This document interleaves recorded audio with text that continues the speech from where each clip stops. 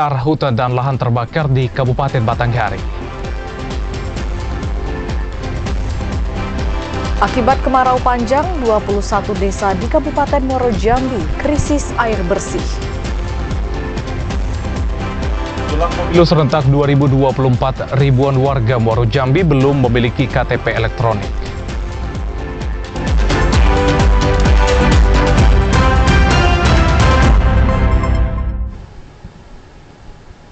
Assalamualaikum warahmatullahi wabarakatuh. Terima kasih Anda masih setia menyaksikan Jambi Hari Ini, edisi Sabtu 14 Oktober 2023. Ya, selain 3 berita utama tadi, redaksi kami juga telah menyiapkan sejumlah informasi penting dan menarik lainnya untuk Anda. Bersama saya Dapot Silalahi. Dan saya Septinita, inilah Jambi Hari Ini selengkapnya.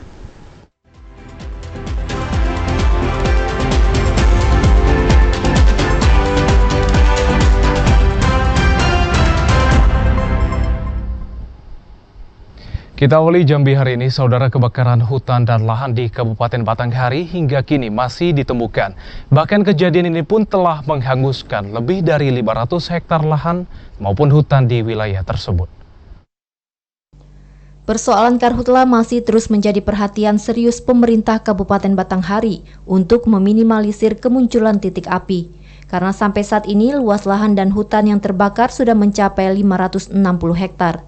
Jumlah itu pun membuat Kabupaten Batanghari menjadi daerah yang mendominasi karhutla terluas di Provinsi Jambi. Kepala Pelaksana BPBD Batanghari, Bebi Andihara mengatakan, untuk penanggulangan karhutla masih terus dilakukan tim Satgas Karhutla dengan melaksanakan pemadaman di area terbakar, patroli serta mendirikan posko di titik rawan yang sulit dijangkau. Seperti di Kecamatan Bajubang maupun di areal Taman Hutan Raya atau Tahura Sultan Taha Saifuddin Jambi di kawasan Senami. Sehingga angka luasan di Kabupaten Batanghari yang sudah terbakar sebanyak 560 hektar yang luasan yang terbakar. Meski karhutla masih terus terjadi, pemerintah kabupaten masih bertahan pada status siaga karhutla dan belum ada upaya melakukan peningkatan status untuk meningkatkan kewaspadaan dalam menghadapi karhutla. Ade Juniawan, TVRI Jambi melaporkan. Saudara, dalam kurun waktu September hingga Oktober 2023, 647 hektar lahan di Kabupaten Bungo terbakar. BPBD Bungo saat ini telah memetakan lokasi terjadinya kebakaran hutan dan lahan seperti di sekitaran area Bandara Muara Bungo. Berdasarkan data BPBD Bungo, luas lahan terbakar dalam kurun waktu September hingga Oktober 2023 mencapai 67 hektar. Jumlah lahan yang terbakar itu terjadi di 17 kecamatan. Kepala BPBD dan Kesbang Pollinmas Kabupaten Bungo, Zainadi, mengatakan luasan lahan yang terbakar itu sebagian besar terjadi di lahan perkebunan milik masyarakat. Kemarau panjang yang terjadi dimanfaatkan warga untuk membuka lahan dengan cara dibakar. Zainadi memprediksi kebakaran hutan dan lahan pada Oktober ini akan meningkat seiring masih terjadinya musim kemarau. Agar kebakaran lahan dan hutan tidak meluas, saat ini BPBD Bungo telah memetakan wilayah rawan karhutla, salah satunya sekitaran area Bandara Muara Bungo. Saat ini jumlah totalnya ada 67 hektar semuanya dari bulan September sampai dengan hari ini. Itu di berapa kecamatan yang terjadi kejadian? Ini hampir di semua kecamatan ada terjadi karhutla ya. Kecamatan. Zainadi mengimbau masyarakat agar tidak membuka lahan dengan cara dibakar. Karhutla tak hanya berdampak terhadap kerusakan ekosistem dan lingkungan, namun juga akan berdampak terhadap sektor lainnya. Muhriandi, TVRI Jambi melaporkan. Sementara itu, hutan dan lahan seluas 5 hektar di kawasan Bukit Padon, Kecamatan Pondok Tinggi, Kota Sungai Penuh, Jumat malam tadi terbakar. Lokasi kebakaran yang berada di perbukitan membuat petugas sulit untuk menjangkau titik api. Kebakaran hutan dan lahan terjadi di kawasan objek wisata para layang Bukit Padon, Kecamatan Pondok Tinggi, Kota Sungai Penuh, Jumat malam tadi 13 Oktober 2023. Musim kemarau dan tiupan angin kencang membuat api cepat menyebar. Petugas pun kesulitan mengakses titik api karena kebakaran terjadi di atas perbukitan yang terjal. Selain itu, lokasi kebakaran juga dekat dengan kantor Wali Kota Sungai Penuh. membuat 4 mobil pemadam kebakaran dari Dinas Damkar dan Penyelamatan Kota Sungai Penuh diterjunkan ke lokasi kebakaran. Kebakaran lahan dan hutan. Jadi hari ini sampai dengan detik ini sudah 4 kebakaran lahan dan hutan yang terjadi di Kota Sungai Penuh. Dan ini salah satu yang terbesar pada hari ini, yang dekat dengan kantor wali kota. Kita menurunkan 4 armada pada malam ini dengan jumlah personil lebih kurang 40 ya Pak ya. Selain petugas damkar dan BPBD, pemadaman juga dibantu oleh TNI Polri dan petugas yang tergabung dalam tim Karhutla Kota Sungai Penuh serta warga. Sementara itu, penyebab kebakaran masih diselidiki polisi. Namun diduga kebakaran dipicu pembukaan lahan oleh warga yang tidak bertanggung jawab. Ilwan TVRI Jambi melaporkan. BPBD Kabupaten Tebo menyampaikan status siaga Karhutla di Kabupaten Tebo kembali diperpanjang hingga akhir Oktober 2023. Sejak berakhir tanggal 6 Oktober 2023, status siaga kebakaran hutan dan lahan di Kabupaten Tebo kembali diperpanjang hingga akhir Oktober 2023. Perpanjangan status siaga mengingat prediksi dari BMKG, peralihan musim kemarau ke musim penghujan baru akan terjadi pada Minggu ke-4 Oktober 2023. Pelaksana tugas harian Kepala BPBD Kabupaten Tebo menyampaikan, meski status Karhutla di Kabupaten Tebo diperpanjang, namun BPBD Kabupaten Tebo tidak mengajukan anggaran tambahan penanganan Karhutla. Sedangkan anggaran penanganan kebakaran hutan dan lahan tahun 2023 mencapai 1,2 miliar rupiah. Prediksi BMKG diprediksi pada minggu ke-4 itu akan turun hujan. Minggu ke-4. Tapi kan itu prediksi. Hujannya pun belum tahu. Kita mengajukan perpanjangan untuk mempermudah koordinasi kita dengan pihak yang terkait. Dengan anggaran yang ada ini apa cukup sampai ini perpanjangan ini atau kita ajukan kembali? Anggaran kita tidak nambah, kita cuma mengefektifkan anggarannya. Selama status diperpanjang, BPBD Kabupaten Tebo kembali mengimbau masyarakat Kabupaten Tebo tidak membuka lahan dengan cara membakar. Mengingat saat ini musim kemarau masih berlangsung, Intizam TVRI Jambi melaporkan. 21 desa di Kabupaten Muaro Jambi krisis air bersih dan kemarau panjang menyebabkan sumur warga yang menjadi sumber mata air mengering. Selain kebakaran hutan dan lahan, kemarau panjang yang melanda Kabupaten Muaro Jambi pada tahun ini juga menyebabkan kekeringan di sejumlah desa. Berdasarkan catatan BPBD Muaro Jambi, saat ini ada 21 desa krisis air bersih. Jumlah itu meningkat dari sebelumnya yang hanya 16 desa. Krisis air bersih yang melanda 21 desa itu telah berlangsung sejak 3 bulan belakangan. Warga baru dapat menikmati air bersih setelah bantuan air tiba di desa mereka. PLT Kalaksa BPBD Muaro Jambi alias mengatakan, pihaknya gencar menyalurkan bantuan air bersih secara gratis kepada masyarakat. Air bersih baru dapat disalurkan setelah adanya permintaan dari warga. Berada di Kecamatan Sekernan, diantaranya adalah Desa Sukawinjaya, kemudian Gerunggung juga, Tanjung Lanjut, Suak Putat, dan Pulau Kayu Aro. Minta kepada seluruh aparat pemerintah desa atau pemerintah kecamatan untuk memberikan informasi, memberikan data terkini kepada BPBD Kabupaten Muaro Jambi ketika memang ada daerah-daerah yang membutuhkan air bersih dan kita siap untuk menyalurkan sesuai dengan arahan dari pimpinan kita Pak PJ Bupati. Berdasarkan prediksi BMKG Provinsi Jambi, musim hujan baru akan terjadi pada November mendatang. Azam Afnan, TVRI Jambi melaporkan. Ratusan rumah warga Kecamatan Pelayangan Kota Jambi mengalami kekeringan. Kondisi ini sudah dirasakan oleh warga sejak 1 pekan terakhir. Di Jambi beberapa bulan terakhir berdampak langsung terhadap ketersediaan air khususnya di Kota Jambi. Salah satunya terjadi di kawasan Kecamatan Pelayangan seberang Kota Jambi. Seorang warga Pelayangan Wasita mengatakan dalam 1 pekan terakhir ketersediaan air bersih sangat sulit didapat. Sementara itu, Santo warga Pelayangan juga mengaku kesulitan mendapatkan air bersih. Selain air sumur yang mulai surut, penyaluran air dari PDAM juga terbatas. Di sini kering ada air. Kering, tidak ada sama sekali. Sumur kering, karena kemarau ini mungkin nggak tahu juga. Berapa lama? Sudah 2 mingguan. Memang sudah berapa hari kita nih kan macet air itu, terutama pas saat dibutuhkan dari jam 8 malam itu.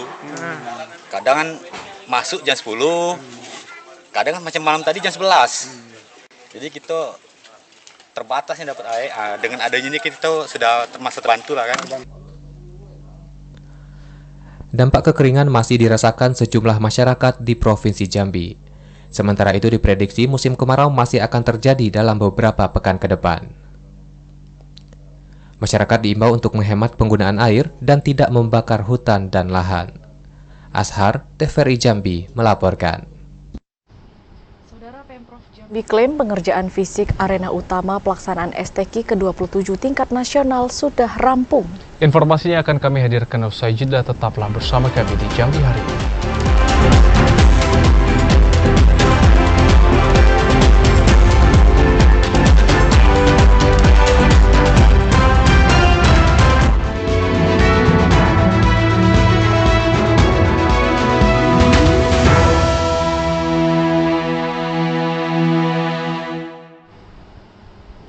Anda kembali bersama kami dalam segmen menuju pemilu 2024. Saudara, jelang pemilu serentak 2024, ribuan warga Muaro Jambi belum melakukan perekaman KTP elektronik. Dukcapil bersama KPU terus mengejar target agar seluruh warga memiliki KTP elektronik. Di Kabupaten Muaro Jambi masih ada sekitar 4.756 orang yang belum merekam atau memiliki kartu tanda penduduk elektronik. Masih banyaknya warga yang belum merekam karena mereka enggan untuk melakukan perekaman data. Selain itu, ada sejumlah santri yang mondok di luar Kabupaten Muaro Jambi sehingga perekaman tidak dapat dilakukan. Komisioner KPU Muaro Jambi Divisi Perencanaan Data dan Informasi Rika Kurniati Nasution mengatakan, sejauh ini KPU bersama Dukcapil Muaro Jambi terus melakukan perekaman. Dari 6.867 yang semula belum melakukan perekaman, kini sudah ada 2.111 orang yang telah memiliki KTP elektronik. Kita masih tetap berusaha, tetap optimis untuk selalu mensosialisasikan masyarakat yang belum rekam KTP agar segera merekam. Ya, optimis saja. Kalau untuk 0 mungkin tidak ya, cuma sedikit, paling tidak berkurang lah dari 4.000 itulah itu. KPU kembali mengingatkan masyarakat untuk segera melakukan perekaman KTP elektronik. Pasalnya untuk dapat menggunakan hak pilih pada pemilu serentak 14 Februari 2024, warga harus memiliki KTP elektronik. Meski menyisakan kurang lebih 3 bulan lagi untuk melakukan perekaman, KPU optimis realisasi perekaman dapat terus bertambah. Azam Afnan, TVRI Jambi melaporkan. Pemerintah Kabupaten Tebo minta ASN menjaga netralitas jelang pemilu tahun 2024, salah satunya di dalam penggunaan media sosial secara personal. Jelang pemilu tahun 2024, ASN di Kabupaten Tebo diminta untuk menjaga netralitas. Ada beberapa poin larangan yang disampaikan, salah satunya dalam penggunaan media sosial. ASN diminta tidak boleh memberi komen atau mengunggah konten-konten yang berkaitan dengan calon peserta pemilu. Sekretaris Daerah Kabupaten Tebo Teguh Arhadi menyampaikan, memasuki tahun politik, pemerintah kabupaten terus mengingatkan dan juga mengimbau ASN tetap menjaga netralitas jelang pemilu tahun 2024. Selain itu, sesuai keputusan SKB beberapa menteri terkait larangan ASN pada pemilu 2024, para aparatur sipil negara juga diminta tidak ikut campur di saat ada suami atau istri maupun keluarga yang menjadi peserta pemilu 2024. Memang sudah ada larangan tegas khusus untuk ASN, bahwa ASN tidak punya, memang dia punya hak politik, tapi tidak boleh berpolitik. Artinya apa? Artinya kalau mau mencaleg atau mau jadi bupati, silahkan, tapi tetap mundur dari ASN. Sejauh ini belum ada laporan terkait keikutsertaan ASN pada pemilu 2024. Namun jika nanti ada laporan ASN yang terlibat pada pemilu 2024, maka akan diberi sanksi sesuai aturan yang ada. Intizam TVRI Jambi melaporkan.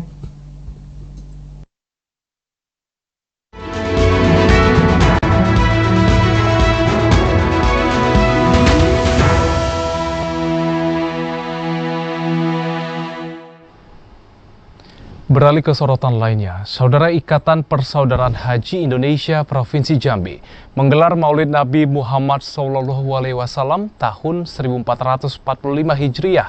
Maulid Nabi Muhammad SAW itu mengusung tema meningkatkan ukhuwah Islamiyah dalam bermasyarakat dan berbangsa di negara Indonesia. Nabi Muhammad SAW adalah Rasul utusan Allah Subhanahu wa Ta'ala yang memiliki akhlak dan sifat mulia, sebagaimana tercermin dalam perilakunya sehari-hari. Sebagai Nabi penutup atau yang dikenal Khatamul Anbiya, Rasulullah diutus oleh Allah Subhanahu wa Ta'ala untuk memperbaiki akhlak manusia. Hal itu dikatakan Ketua Pengurus Wilayah IPHI Provinsi Jambi, Abdullah Sani, saat peringatan Maulid Nabi Muhammad yang digelar IPHI Provinsi Jambi. Peringatan Maulid Nabi Muhammad diharapkan dapat menjadi momentum umat Islam untuk meneladani perjalanan hidup Rasulullah. Kami dari pengurus Ikatan Persaudaraan Haji Indonesia Provinsi Jambi, alhamdulillah yang jelas sama-sama sehat walafiat, dan hari ini kita adakan serangkaian kegiatan. Yang pertama silaturahmi ini dengan kegiatan peringatan Maulid Nabi Muhammad SAW. Tentunya harapan kita mudah-mudahan pertama silaturahmi akan sampai meningkat. IJMI Provinsi Jambi turut berpartisipasi dalam peringatan Maulid Nabi Muhammad yang digelar oleh Pengwil IPI Jambi. Ketua IJMI Provinsi Jambi, Profesor Mukhtar Latif mengatakan, peringatan Maulid Nabi Muhammad dapat dijadikan momentum dalam perbaikan akhlak manusia. Dengan memperingati Maulid Nabi setiap tahunnya, masyarakat diingatkan untuk meneladani sifat dan karakter Nabi Muhammad dalam kehidupan sehari-hari. Mukhtar Latif berharap seluruh ormas Islam di Provinsi Jambi dapat menyemarakan peringatan Maulid Nabi secara kolaboratif. Kami keluarga besar Ikatan Cendekiawan Muslim se-Indonesia Provinsi Jambi, satu sisi mengikuti acara Maulid Nabi besar Muhammad SAW yang dilaksanakan oleh teman-teman dari keluarga besar Ikatan Persaudaraan Haji Indonesia yang dipimpin oleh Bapak Dr. Andes Haji Abdullah Sani, MPDI, di mana kami juga adalah bagian dari keluarga besar ini.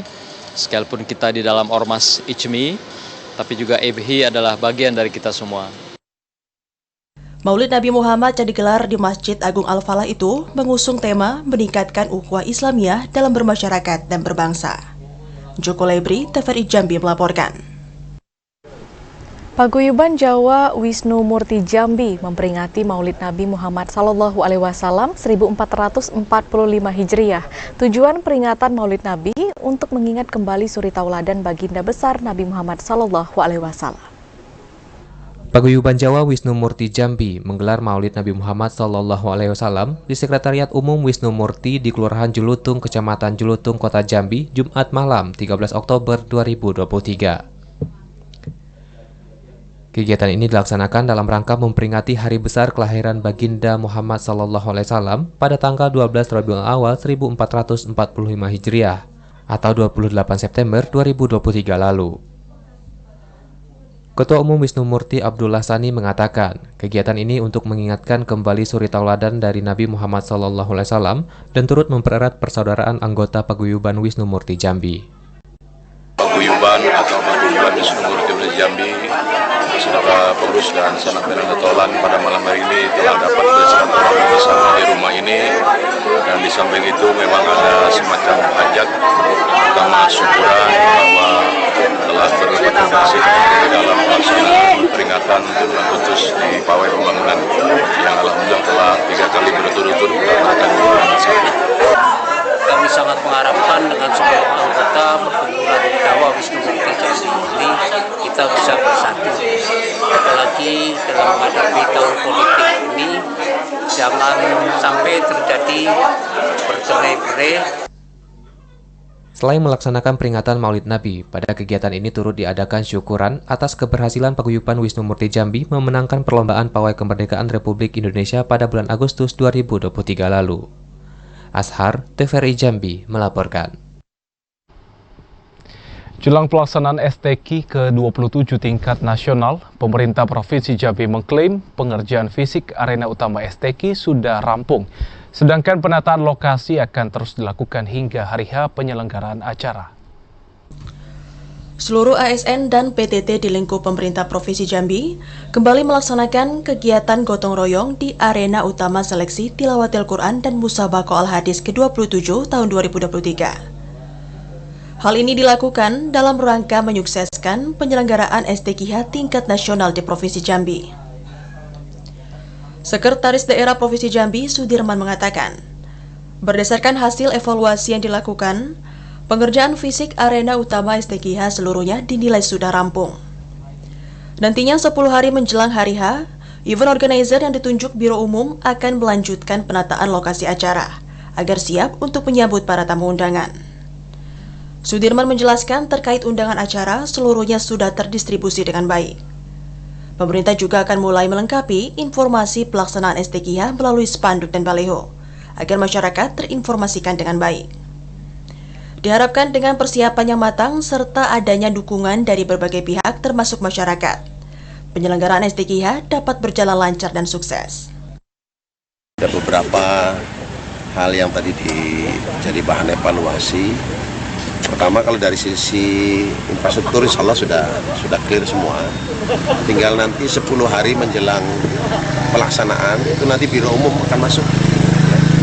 Ya, dengan IO-nya nanti akan merancang penataan panggung, layout dan sebagainya, termasuk juga kelengkapan untuk AC di ruangan dan sebagainya itu, termasuk penataan bunga. Penataan arena utama STQH akan terus dilakukan pemerintah jelang pembukaan. Direncanakan acara dibuka oleh Wakil Presiden Republik Indonesia Ma'ruf Amin pada 30 Oktober 2023. Randy Arta, TVRI Jambi melaporkan.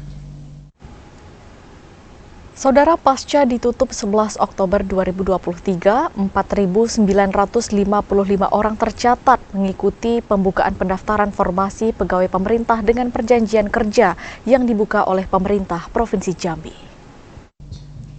Hingga ditutup pada 11 Oktober 2023, pemerintah Provinsi Jambi mendata ada 4.955 orang yang ikut mendaftar pada formasi pegawai pemerintah dengan perjanjian kerja atau P3K pemerintah Provinsi Jambi. Sekretaris Daerah Provinsi Jambi, Sudirman, mengatakan, para pendaftar terbanyak dari 3 formasi yang dibuka, yakni formasi guru dengan jumlah mencapai 3.865 orang, tenaga kesehatan 744 orang, kemudian tenaga teknis sebanyak 346 orang. Sementara itu, untuk hasil seleksi administrasi akan diumumkan pada 15 hingga 18 Oktober 2023. Setelah dilakukan verifikasi dari 20 September hingga 14 Oktober 2023, Sudirman menjelaskan pendaftar yang tidak memenuhi syarat atau TMS dipastikan gagal untuk melaju ke tahapan selanjutnya yakni seleksi kompetensi CAT. Namun pada tahapan pengumuman seleksi administrasi akan ada masa sanggah selama 3 hari bagi pelamar yang dinyatakan TMS untuk menyatakan keberatan.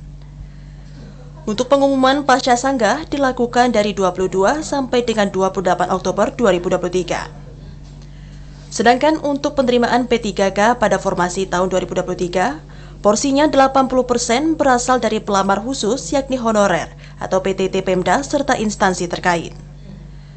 20% sisanya berasal dari pelamar umum, dengan ketentuan pengalaman kerja di Pemda, kementerian, atau swasta sesuai dengan jabatan yang dilamar minimal 2 tahun. Nanti akan ada verifikasi terhadap calon-calon itu.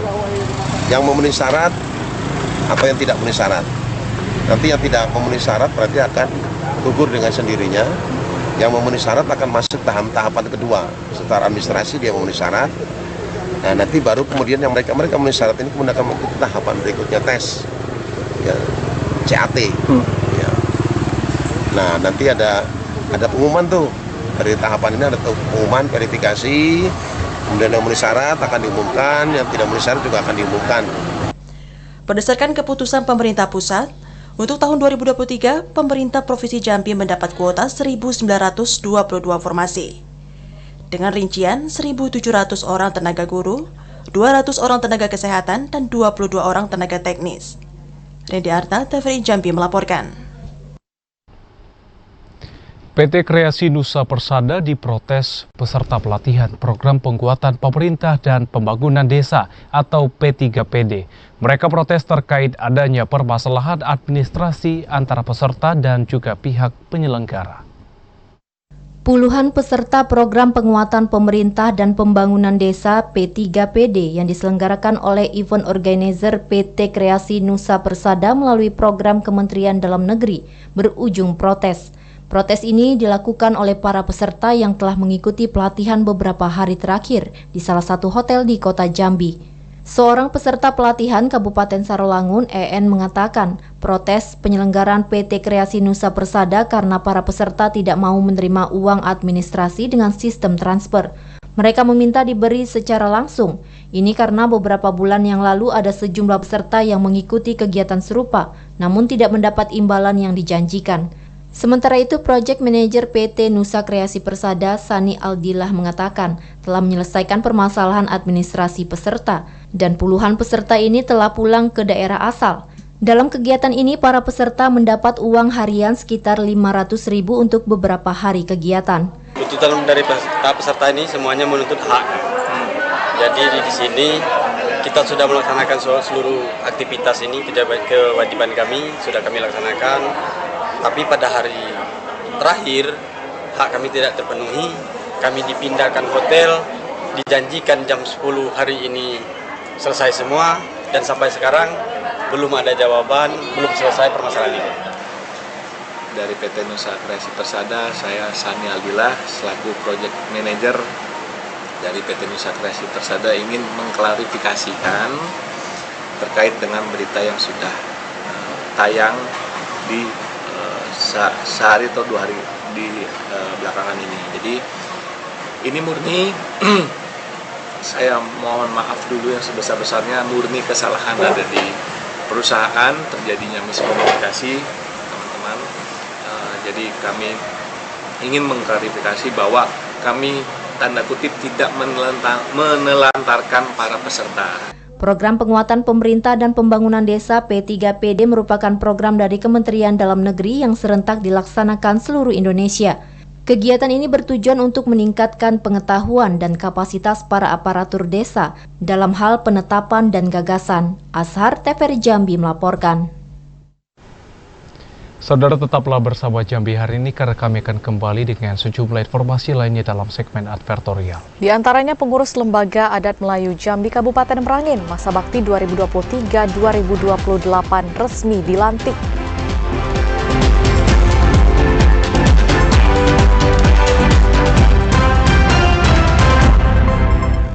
Terima kasih saudara, Anda masih bersama kami di Jambi hari ini dalam segmen advertorial. Bupati Bungo Mashuri menutup turnamen mini soccer dalam rangka memeriahkan HUT ke-58 Kabupaten Bungo. Tim STDA tampil sebagai juara pertama dalam turnamen yang berlangsung selama 3 hari ini. Turnamen mini soccer menjadi salah satu kegiatan yang digelar Pemkab Bungo dalam memeriahkan hari jadinya ke-58 tahun. Turnamen yang digelar selama 3 hari ini diikuti tim dari seluruh organisasi perangkat daerah lingkup Pemkab Bungo. Hal itu dikatakan Bupati Bungo Mashuri saat menutup turnamen mini soccer HUT ke-58 Kabupaten Bungo. Mashuri mengapresiasi seluruh OPD yang antusias mengikuti dan berpartisipasi dalam turnamen mini soccer HUT ke-58 Kabupaten Bungo. Selain sebagai ajang silaturahmi, turnamen mini soccer ini juga digelar untuk meningkatkan komunikasi antar OPD. Menyaksikan mini soccer yang dilaksanakan dalam rangka memeriahkan rangkaian kegiatan hari ulang tahun Kabupaten Bungo. Ini kegiatan hari ini final dan cukup meriah, kita saksikan bersama-sama. Selain kita mewujudkan rasa syukur kehadirat Allah Subhanahu wa Ta'ala, Tuhan Yang Maha Esa, ini juga ajang silaturahmi dari para pegawai kita, para kepala OPD dan seluruh OPD mengikuti rangkaian kegiatan olahraga yang dilaksanakan hari ini. Ada banyak rangkaian kegiatan yang kita lakukan dan insya Allah puncak kegiatan olahraga akan kita lakukan pada tanggal 16 nanti di lapangan kantor Bupati ini. Pada turnamen ini, tim SCDA keluar sebagai juara pertama, juara kedua tim Dinas TPH, dan juara ketiga tim Dinas PUPR Kabupaten Bungo. Muhriandi, TVRI Jambi melaporkan. Pengurus Lembaga Adat Melayu Kabupaten Merangin Masa Bakti 2023-2028 resmi dilantik. Pelantikan dilakukan oleh Ketua Lembaga Adat Melayu Provinsi Jambi, Hasan Basri Agus. Ketua Lembaga Adat Melayu Provinsi Jambi, Hasan Basri Agus, melantik pengurus Lembaga Adat Melayu Kabupaten Merangin Masa Bakti 2023-2028. Terpilih sebagai Ketua Umum LAM Kabupaten Merangin, Azrai Husin, menggantikan Abdullah Gemuk yang habis masa tugasnya. Sekretaris Umum Jailani dan Bendahara Umum Maryam Alfarina. Pelantikan ditandai dengan penyisipan keris oleh Tumenggung Putrojoyo Diningrat, yakni Ketua LAM Provinsi Jambi, Hasan Basri Agus. Keris yang disisipkan tersebut bernama Keris Nan 9, kemudian dilanjutkan pemasangan pin emas. Acara pelantikan ini berlangsung di auditorium Rumah Dinas Bupati Merangin. Ketua LAM Provinsi Jambi, Hasan Basri Agus, meminta pengurus LAM yang dilantik harus bisa mengayomi, menjadi orang yang dituakan di tengah-tengah masyarakat.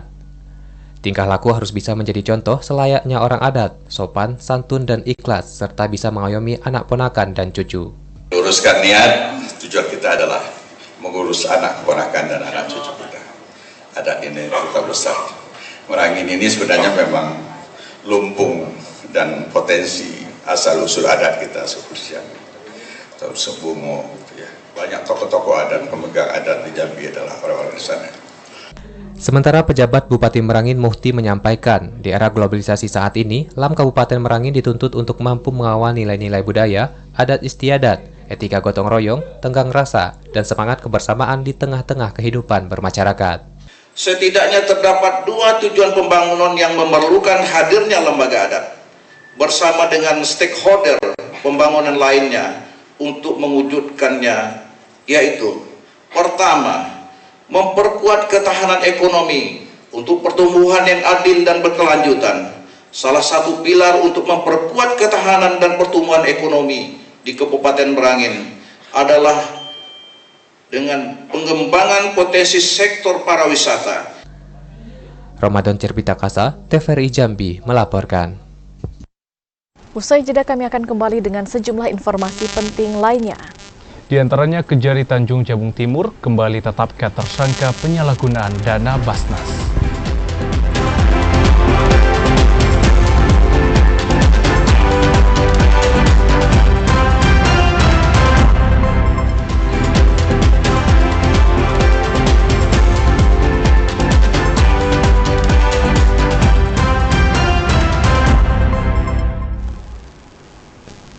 Anda kembali bergabung bersama kami di Jambi hari ini. Harga daging ayam masih tinggi. Naiknya harga pakan ternak menjadi penyebab utama peternak menaikkan harga jual daging ayam. Harga daging ayam potong di Pasar Rakyat Kecamatan Morosabak Barat, Kabupaten Tanjung Jabung Timur masih tinggi. Tingginya harga daging ayam potong dipicu oleh mahalnya harga pakan dan banyaknya peternak yang gagal panen. Karena mayoritas pedagang mengambil barang di peternakan Jambi. Kepala Pasar Rakyat Kecamatan Morosabak Barat, Dedi, mengatakan harga daging ayam masih tinggi. Saat ini harga daging ayam mencapai Rp34.000 per kilogram. Sedangkan sebelumnya berkisar Rp28.000 hingga Rp30.000 per kilogram. Kenaikan harga daging ayam ini terjadi sejak 2 pekan terakhir. Selain pakan, faktor cuaca menjadi salah satu penyebab naiknya harga daging ayam. Tingginya harga daging ayam membuat omset pedagang turun hingga 20%. Untuk saat ini masih termasuk tinggi. Kemarin harga ayam sampai 32 ribu, itulah stabil lah. Stabil 32. Harga ayam kebetulan ya semua pasokan di sini kan asalnya dari Jambi, termasuk ayam juga. Jadi pedagang-pedagang sini ambil bahan bakunya di Jambi semua. Pedagang dan konsumen berharap pemerintah segera turun tangan untuk memberi solusi agar harga daging ayam kembali stabil. Pasalnya, naiknya harga daging ayam dinilai cukup memberatkan, terutama bagi para pedagang kecil. Kliva Patria, TVRI Jambi melaporkan. Sementara itu, saudara, harga bahan pokok di pasar tradisional Angso 2 Jambi masih stabil. Bahkan terjadi penurunan pada harga telur ayam. Hal tersebut karena kurangnya daya beli masyarakat. Harga kebutuhan bahan pokok di pasar tradisional Angso 2 Kota Jambi relatif stabil. Tidak ada lonjakan harga yang signifikan dalam beberapa hari terakhir. Meski demikian, pedagang telur ayam merasa kesulitan untuk menjual ke konsumen, sehingga mereka terpaksa menurunkan harga telur dari harga sebelumnya. Pedagang telur pasar Angso 2 Agus Purba mengatakan, turunnya harga telur karena kurangnya daya beli masyarakat, sehingga stok telur melimpah dan harga telur turun. Untuk harga telur ukuran jumbo pernah mencapai Rp60.000 per piring. Saat ini hanya Rp57.000 per piring. Ada penurunan ini. Penurunan ya, ada. Kalau sebelumnya berapa, Bang? Sebelumnya masih tinggi, Mas. Dulu sampai 57 sepiringnya kan. Paling kecil 54, yang kecil-kecil itu. Kalau sekarang yang kecilnya itu 47, 48 gitu. Ada yang 45 kalau piringnya. Kalau yang besar, Bang? Sekarang 57 jumbonya. Sebelumnya pernah sampai 60-an, Bang? 60-an, ya. Berbeda dengan harga daging ayam broiler yang masih bertahan di harga Rp30.000 per kilogram. Untuk harga cabai merah Rp20.000-an per kilogram, bawang merah Rp16.000 per kilogram. Joko, TVRI Jambi melaporkan. Pemerintah Kabupaten Sarolangun menggelar operasi Gerakan Pangan Murah. Gerakan Pangan Murah itu digelar dalam rangka HUT ke-24 Kabupaten Sarolangun dan peringatan Hari Pangan Sedunia. Dalam rangka HUT ke-24 dan Hari Pangan Sedunia, Pemkab Sarolangun menggelar operasi Pangan Murah. Kegiatan yang digelar di Pasar Atas Sarolangun itu bertujuan untuk menstabilkan harga pangan di pasaran. Penjabat Bupati Sarolangun dalam sambutannya yang dibacakan Kepala Dinas Ketahanan Pangan Masturo mengatakan, operasi pangan murah ini merupakan wujud kepedulian pemerintah daerah dalam membantu meringankan beban ekonomi masyarakat. Gerakan Pangan Murah dan operasi pasar ini bekerjasama dengan Bulog Sarko dan Dinas Ketahanan Pangan. Untuk beras medium dan minyak goreng kemasan disuplai dari Bulog Sarko. Sementara Dinas Ketahanan Pangan menyuplai telur ayam ras, bawang merah, dan cabai merah.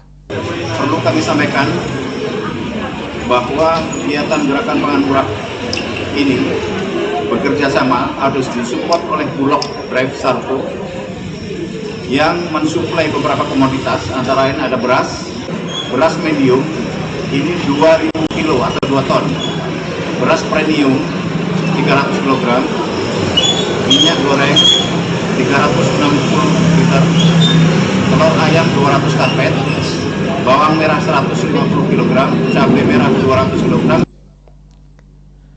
Hari Pangan Sedunia pada tahun 2023 mengangkat tema Air adalah kehidupan, air adalah makanan. Tema itu diusung untuk menyoroti peran penting air bagi kehidupan di bumi dan air sebagai sumber makanan bagi makhluk hidup.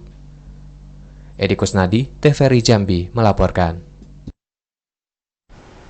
Kejaksaan Negeri Tanjung Jabung Timur menetapkan kembali tersangka penyalahgunaan dana Basnas. Namun tersangka tidak akan dimasukkan ke dalam rumah tahanan karena alasan kemanusiaan. Jari Tanjung Jabung Timur kembali menetapkan tersangka baru kasus dugaan korupsi penyimpangan penyaluran dana zakat, infak, dan sodakoh atau ZIS Basnas Kabupaten Tanjung Jabung Timur. Kali ini Bendahara Basnas Kabupaten Tanjung Jabung Timur berinisial NB, seorang perempuan 28 tahun, menjadi tersangka baru. Kasih Intel Kejari Tanjung Jabung Timur Bambang Harmoko mengatakan, status tersangka NB di Basnas sebagai karyawan honorer yang menjabat sebagai bendahara dari tahun 2017 hingga sekarang. Keterlibatan NB ini yakni mengeluarkan dana ZIS tanpa prosedur. Tersangka mengeluarkan dana tersebut hanya berdasarkan perintah dari pimpinan, yakni mantan Ketua Basnas berinisial AA yang sudah ditahan lebih dahulu pada Kamis 14 September 2023 lalu. Meski sudah ditetapkan sebagai tersangka, NB tidak menjalani penahanan di rumah tahanan. Hal ini atas dasar pertimbangan kemanusiaan karena tengah hamil 6 minggu. Tersangka NB ini akan menjalani statusnya sebagai tahanan kota selama 20 hari hingga tanggal 2 November 2023. Tersangka dikenakan pasal 2 Undang-Undang Korupsi dengan ancaman hukuman 20 tahun penjara dan pasal 3 Undang-Undang Korupsi dengan ancaman hukuman 15 tahun penjara. Terlibatan tersangka ini yaitu mengeluarkan dana JIS, zakat infak dan sedekah tanpa prosedur, hanya mengeluarkan berdasarkan perintah dari pimpinannya.